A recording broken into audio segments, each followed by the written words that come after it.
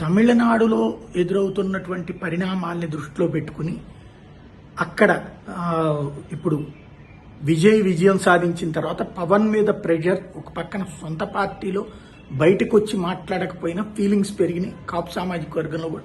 Same time ఇటు పక్కన YCP దాన్ని ట్రోల్ చేస్తున్న నేపథ్యంలో తాజాగా పవన్ కళ్యాణ్ స్పందించారు.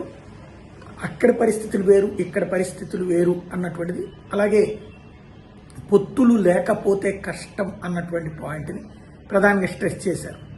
అంటే ఇక రాబోయే రోజుల్లో కూడా పొత్తులు కొనసాగుతాయి అన్నటువంటి సంకేతం ఇచ్చారు. సహజంగా మళ్ళీ దీని మీద విమర్శలు ప్రతి విమర్శలు నిజమే.